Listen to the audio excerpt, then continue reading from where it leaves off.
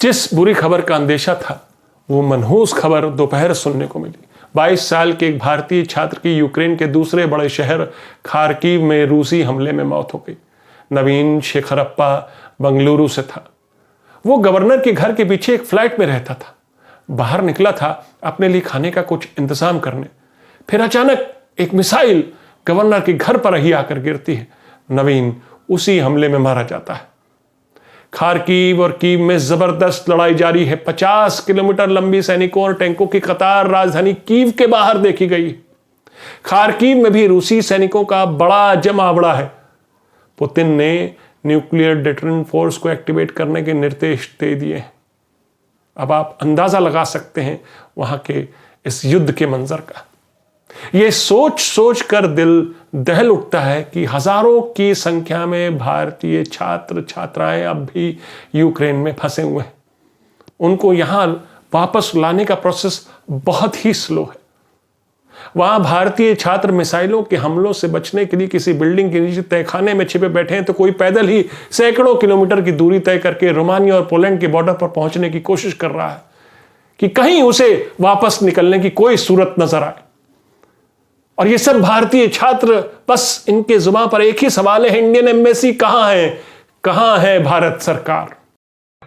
हम लोग यहाँ से 3 दिन से आए हुए हैं। 3 दिन से इंडियन एम्बेसी ने बोला हम आपको निकालेंगे। हर 5 मिनट में यहाँ पर एक बॉम्ब ब्लास्ट हो रहा है। कल पूरी रात की में बॉम्ब ब्लास्ट हुए, अभी भी बॉम्ब ब्लास्ट हो रहे हैं। अब इंडियन एम्बेसी को बोल रहे हैं, कोई बात तक करने को आने के लिए तैयार नहीं है। ये लोग जो भी आ रहे हैं बोल रहे हैं अपनी रिस्क पे निकल जाओ। बाहर ऐसी सिचुएशन बिल्कुल भी नहीं है कि 5 मिनट में आप लोग खड़े रहो। खाना दे रहे हैं ये लोग 10 लोगों के बीच में एक प्लेट, वो हम लोग मैनेज कर रहे हैं। खाना पीना हर चीज मैनेज कर, बट एटलीस्ट इवैक्यूएशन का कुछ तो बात करें। सबसे अनसेफ सिटी है कीव, जिसमें अभी इंडियन एम्बेसी के पास 500 बच्चे हैं और इंडियन एम्बेसी बोल रही रिस्पॉन्सिबिलिटी नहीं ले रही है। बोल रहे निकल जाओ। 40 बच्चों को निकाला है इन लोग ने इंडिया की एक फ्लाइट से, और न्यूज में दिखा रहे हैं कि ये लोग सबको निकल दिया। क्या कर रहे हैं ये लोग बैठ के? एटलीस्ट आप बात करिए, कुछ तो रिस्पॉन्सिबिलिटी लीजिए, निकलवाइए एटलीस्ट। फोन करके भी नहीं पूछा कि बच्चा तुम लोग ठीक हो कि नहीं हो, क्या करेंगे हम लोग यहाँ पे। इंडियन एम्बेसी हम लोग का कोई ख्याल रखिए। सीधे वो लोग बोल रहे तुम्हारी इंडियन एम्बेसी ने नहीं बुलाया तो हम क्या करें, कोई नोटिस नहीं है हमारे पास तुम्हारा। कल जो 2 बंदे घुसे थे उनके साथ में गन भी हो, गन में हाथ में गन लेके घुसे हुए थे, शॉटगन लेके घुसे हुए थे। और हमें ये भी नहीं पता है कि वो यूक्रेनियन बंदे थे या फिर रशियन बंदे थे या फिर सिविलियंस थे, हमें ये नहीं पता है। और यहाँ पर ऑलरेडी 200 से ज्यादा बंदे फंसे हुए हैं हम लोग। और ऊपर से एक बात है, और हमारे गेट है, मेन गेट है और कैंपस का गेट है, वो तोड़ा हुआ गया है। अभी हमारे पास कोई सिक्योरिटी भी नहीं है ताकि कोई अंदर से घुसे या उसे ब्लॉक करने के लिए। सारे गेट्स ओपन पड़े हैं। और कल हमारे पास ऐसा एक सिचुएशन आ गया था, लाइफ एंड डेथ का सिचुएशन आ गया था। बिल्कुल, कल हम लोगों के पास में कोई ऑप्शन नहीं था। हम लोगों के जो भी सीनियर्स थे डंडा पकड़े खड़े थे गन वालों से लड़ने के लिए। गन वालों से लड़ने के लिए सेंस नहीं बनती है, मजाक लग रहा होगा, पर उस टाइम पे यही सही लगा क्योंकि उस टाइम पे कुछ भी नहीं कर सकते थे हम लोग। और हम लोग 30 सेकंड नहीं लगे। बस ये भी इन्फॉर्मेशन आया है कि कुछ जियो टैगिंग हो रहा है, कि अगर कुछ जियो टैगिंग हो रहा है तो यहाँ पर मिसाइल अटैक होगा। अब हमें ये नहीं पता जो कल जो लोग आए थे वो जियो टैगिंग हटा के गए हैं या फिर लगा के गए हैं। और ऊपर से हमारा हॉस्टल का लोकेशन आएगा एयरपोर्ट के पास में पड़ रहा है, और हमारे दूसरे हॉस्टल का कैंपस भी है, उसके सामने भी कल पूरा बहुत राइड्स हुए हैं और बहुत सारा गन फायरिंग हुआ है कल रात को। और हमारे उधर हॉस्टल के पास एक मेट्रो भी है, बोरिसपिल्स का मेट्रो बोल के, उस स्टेशन के पास बहुत बम्बार्डमेंट्स भी हुए बोल के हमारे फ्रेंड्स बोल रहे हैं, और फायरिंग भी हुआ है। और हमारा हॉस्टल का लोकेशन आएगा हॉर्लिक्स का street 124 which is in Kyiv, highway. हम बस चाहते हैं कि कुछ भी लाइक इवैक्यूएशन, हमें पता है कि हम इंडिया पहुंचेंगे, लेकिन एटलीस्ट जल्दी से जल्दी पहुंचे। वो भी पता नहीं, ऐसा नहीं कि दिन रात जाएंगे या फिर जा जाएंगे। रात निकालना बहुत मुश्किल है, दिन में फिर भी कुछ नहीं होता। रात को 8 बजे के बाद से कुछ भी हो सकता है। 3 सेकंड में कुछ भी हो सकता है। शॉर्ट किया उन्होंने, 3 सेकंड में हमारी जान गई। एटलीस्ट अगर हो सके तो ये इन्फॉर्म करे जो इस जो एड्रेस है उस एड्रेस में स्ट्रीट 124 पे इंडियंस रहते हैं, ताकि हम लोग के पास एटलीस्ट ऐसा नहीं कि मिसल आए तो हम लोग की चीजें दिक्कत में आ जाए। प्लीज न्यूज में वो दिखाइए जो हकीकत है, वो मत दिखाइए कि जो हकीकत नहीं है। लेकिन ऐसी त्रासदी के समय भी मोदी सरकार में मंत्री अनाप शनाप बयान दे रहे हैं। मोदी कैबिनेट में कर्नाटक से ही संसदीय कार्य मंत्री प्रहलाद जोशी तो अपनी जिम्मेदारी से मानो हाथ झाड़ लेते हैं, उल्टा छात्रों को ही कटघरे में खड़ा कर देते हैं। एक बयान में उन्होंने कहा कि विदेश जाने वाले 90% स्टूडेंट्स भारत में मेडिकल परीक्षा यानी नीट में ही फेल हो जाते हैं। यानी क्या मंत्री जी ये कहना चाह रहे हैं हमसे पूछ के गए थे क्या यूक्रेन, अब वहां फंस गए तो हम क्या करें? तो क्या नवीन शेखरप्पा के परिवार वाले दोषी हैं कि उन्होंने अपने बच्चे को इतनी दूर विदेश पढ़ने भेजा ताकि एक दिन उनका बेटा डॉक्टर बन सके, उनकी बेटी डॉक्टर बन जाए?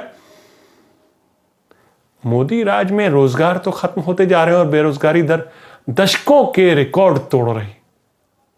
प्राइवेट शिक्षा एक साधारण परिवार के हद से बाहर होती जा रही।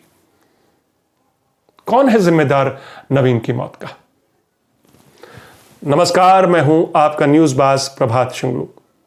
मेरा आज का सवाल, खार्किव में मारे गए नवीन को क्या बचाया जा सकता था? अपने जवाब हां या ना में जरूर दीजिएगा।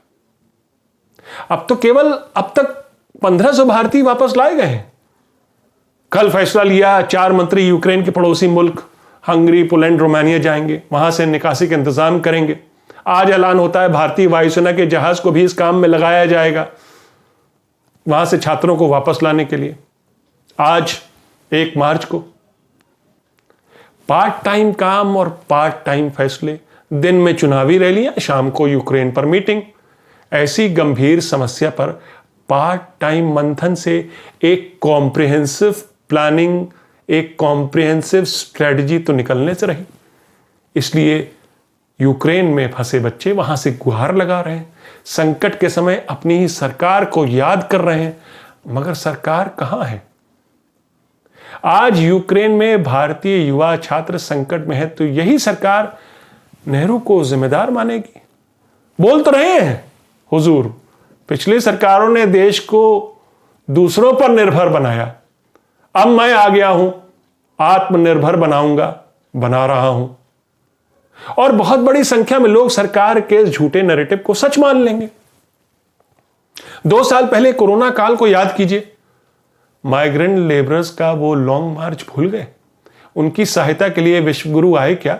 उनकी टीम के किसी बंदे ने सड़क पर चिलचिलाती धूप में अपने बच्चे को सूटकेस पर ढोकर ले जाने वाली मां के लिए 1 बोतल पानी के लिए भी पूछा क्या? कहां थी सरकार जब देश में सैकड़ों हजारों लोग अस्पतालों में ऑक्सीजन की कमी से मर रहे थे, गंगा किनारे रेत में दफनाए जा रहे थे? सरकारी फाइलों में तो इन मौत का जिक्र तक नहीं मिलेगा आपको, क्योंकि सरकार ने कह दिया ऑक्सीजन की कमी से कोई नहीं मरा। क्या भूल गए कि सरकार के माथे पर 700 किसानों की मौत के बावजूद हल्की सी शिकन तक नहीं पड़ी थी, बल्कि देश के किसानों को आतंकी बताया जा रहा था? इसलिए पूछना चाहता हूं कि आपको सरकार से उम्मीद क्यों बंधी? लेकिन फिर भी यह सवाल पूछना लाजमी है कि नवीन की मौत का जिम्मेदार कौन है? आज यूक्रेन क्राइसिस सर पर है। एक भारतीय छात्र हमलों में मारा जा चुका है। उल्टा सरकार सवाल पूछ रही, क्यों जाते हैं छात्र छोटे छोटे देशों में? वो इसलिए जाते हैं साहब क्योंकि आपकी सरकारी यूनिवर्सिटी में जगह नहीं है और प्राइवेट यूनिवर्सिटी और मेडिकल कॉलेजों में पढ़ाई के नाम पर लूट है।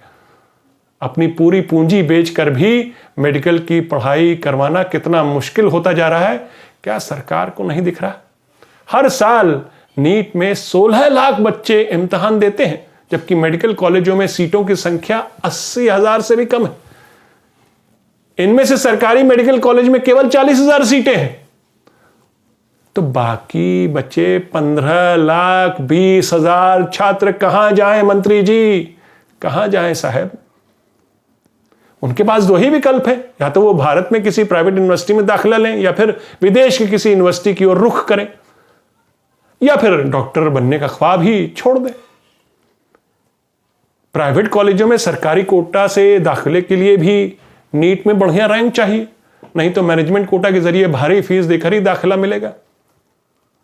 मगर प्राइवेट कॉलेजों में तो मेडिकल के 5 साल की फीस 50 लाख से 1 करोड़ तक है, कहीं तो इससे भी ज्यादा।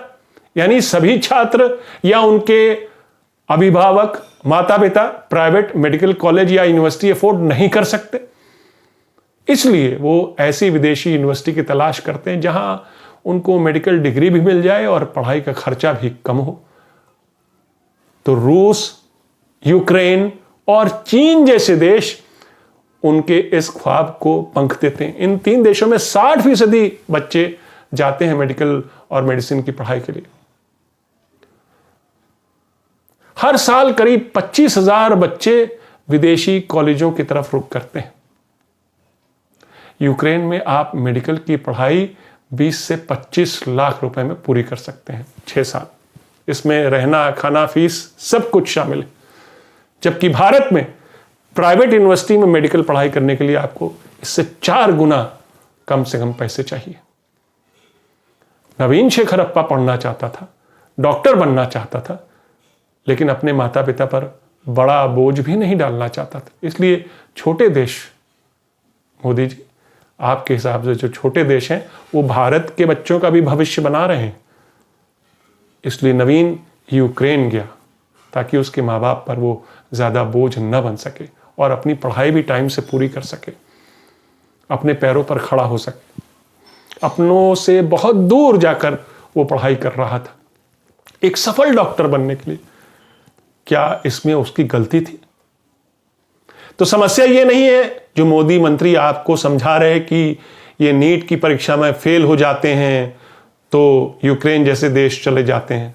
सवाल ये है कि क्या सरकार सरकारी मेडिकल कॉलेज में सीटें बढ़ा सकती है? सरकारी मेडिकल कॉलेजों की संख्या क्यों नहीं बढ़ सकती? 130 करोड़ देश में सिर्फ 80,000 मेडिकल सीटें, क्या ये मेडिकल सीटें नाकाफी नहीं हैं? क्या ये देश में रोजगार ढूंढते युवाओं के साथ नाइंसाफी नहीं है? आजकल मोदी सरकार नागरिकों को याद कराना नहीं भूलती कि उन्हें अपने अधिकारों के साथ साथ देश के प्रति अपने कर्तव्यों पर भी जोर देना चाहिए, फोकस करना चाहिए। लेकिन सवाल सरकार से पूछा जाना चाहिए कि क्या वो देश के लोगों के प्रति अपना फर्ज, अपने कर्तव्य ईमानदारी से निभा रही है? मेरा आज का सवाल फिर से दोहराता हूं, खार्किव में मारे गए नवीन को क्या बचाया जा सकता था? अपने जवाब हाँ या ना में जरूर दीजिएगा। तो ये थी आज की न्यूज़बाजी। फिर मिलेंगे एक नई न्यूज़बाजी के साथ। तब तक के लिए नमस्कार।